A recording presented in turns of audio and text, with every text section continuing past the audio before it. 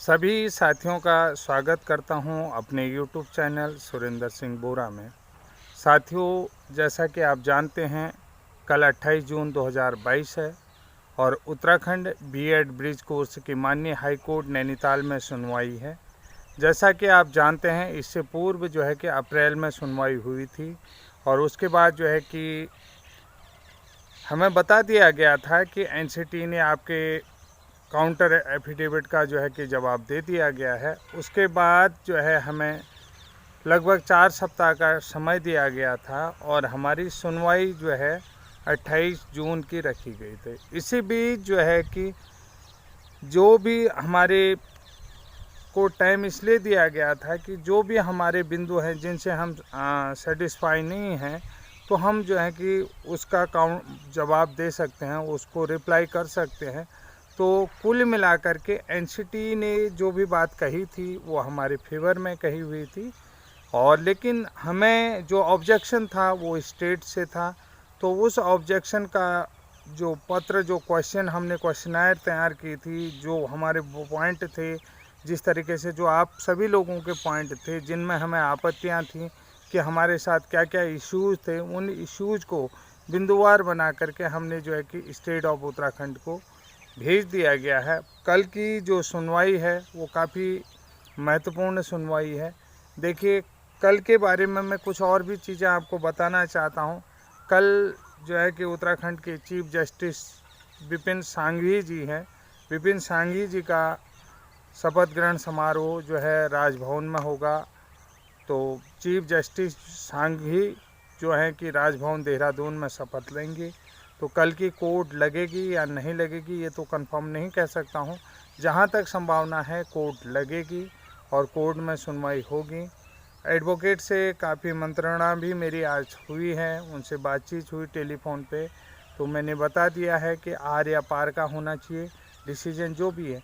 लेकिन कुल मिलाकर के मैं आपको एक चीज़ और बता देता हूँ कि हमारी याचिका काफ़ी स्ट्रॉन्ग देखते हुए उसमें कुछ आपत्तियां जो हैं कि अन्य संगठनों की तरफ से, अन्य प्रशिक्षित जैसे एनआईओएस डीएलएड की तरफ से भी लगाई गई हैं। जैसा कि मैं आपको बताना चाहता हूं, केस नंबर 323 जो बिनमय मल के तरफ से दर्ज किया गया है, तो उसमें सुनवाई हुई थी 20 जून 2022 को। तो सुनवाई में जो है कि कोर्ट ने एनसीटी को काउंटर एफिडेविट भेजा हुआ है और जो पूर्व की जो शिक्षकों की भर्ती हैं वो भी जो है कि एनसीटी के नोटिफिकेशन 28 जून 2018 की नियमावली, जो नियम जो है कि उसको चैलेंज किया हुआ है। उस तो जो जब तक उसमें फाइनल सुनवाई नहीं हो जाती है तो उस नियम के अधीन रहेंगी।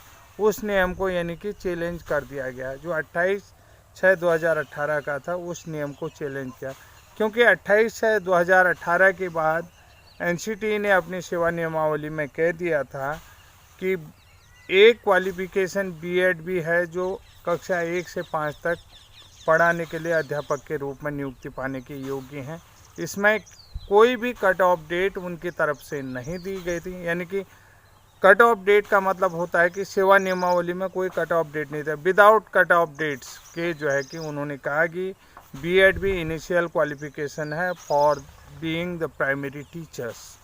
तो ऐसा मैं आपको इसलिए कह रहा हूँ कि कट ऑफ डेट, जैसे कि सेवा नियमावली में कह देते कि 2008 तक जो है कि अध्यापक के लिए ये योग्यता रखी, 2008 से 12 तक ये योग्यता रखी, 2012 से 14 तक ये योग्यता रखी, 14 से 16 तक ये योग्यता रखी। उसमें जो है कि सो एंड सो डेट जो भी थी वो रख दी गई।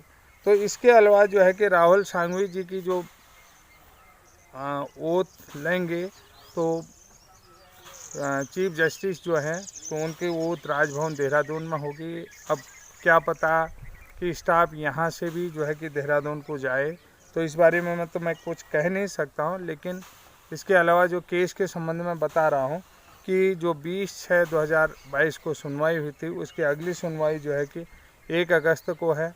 अब आप देखिए कि उस केस में क्या डिसीजन आता है। उस केस में जो आउटकम्स आएगा तो वो जो है कि कोर्ट के अधीन ही रहेगा, कोर्ट के फैसले के अधीन रहेगा। जो पूर्व में भी जो बीएड वाले शिक्षकों की भर्ती आई है, तो वो एनसीटी का रूल जो है कि 28/6/2018 का, तो उसको ध्यान में रखते हुए सारी भर्तियां जो है कि पूर्व में भी जिन लोगों ने पाई है वो कोर्ट के अधीन है। तो कुल मिलाकर के अब आगे डिसीजन क्या होगा ये तो हम नहीं कह सकते हैं। लेकिन साथियों, मैं आज मेरा वीडियो बनाने का मकसद बीएड ब्रिज कोर्स का है। कल 28 जून को जो है कि बीएड ब्रिज कोर्स वालों की सुनवाई है। बीएड ब्रिज कोर्स का जो सबसे ज़्यादा स्ट्रॉन्ग पॉइंट था, उस स्ट्रॉन्ग पॉइंट में मैंने आपको बता दिया है कि उसमें कुछ संगठनों के द्वारा उसको 28/6/2018 के नियम को चैलेंज किया हुआ है।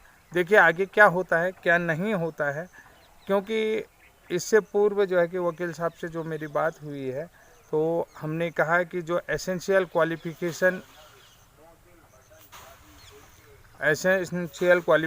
है एनसीटी के नोटिफिकेशन में, उसमें जो है ब्रिज कोर्स कंपलसरी है। अब जो पूरे देश में जो है कि जो संसद के अधीन, यानी कि जो भी लॉ बनता है तो वो पार्लियामेंट के अधीन बनता है, पार्लियामेंट बनाती है। पार्लियामेंट ने ही ब्रिज कोर्स का नियम बनाया हुआ है। उस ब्रिज कोर्स को जो है कि पूरे देश में एक साथ लागू किया गया है। तो कुल मिलाकर के मेरे वकील साहब से ये बात कही कि अगर जो है कि वो उस क्वालिफ़िकेशन का हमारे लिए कोई महत्व ही नहीं है, तो पूरे देश में बड़ी संख्या में बीएड प्रशिक्षित युवाओं को शिक्षा मंत्रालय भारत सरकार की तरफ से क्यों गुमराह किया गया, इस कोर्स के लिए क्यों गुमराह किया गया। वो जैसे तैसे प्राइवेट स्कूलों में पढ़ा रहे थे, अपना गुजारा कर रहे थे, तो उनको गुमराह नहीं किया जाता। अब दूसरी बात है कि आपकी सेवा नियमावली में अगर कोई बीएड वाला टीचर बनता है, तो उसके अंतर्गत जो है कि 6 मंथ का bridge course compulsory initial qualification है। एसेंशियल क्वालिफ़िकेशन होने के बावजूद भी जो है कि एसेंशियल क्वालिफ़िकेशन होने के बाद भी इन युवाओं को क्यों नहीं लिया जा रहा है, क्यों इनके साथ डिस्क्रिमिनेशन हो रहा है, ये बातचीत मैंने वकील साहब से कहा है। उनका कहना है कि हमें जो है कि इस बारे में कल भी बात करेंगे, कल उस विषय में बातचीत करेंगे।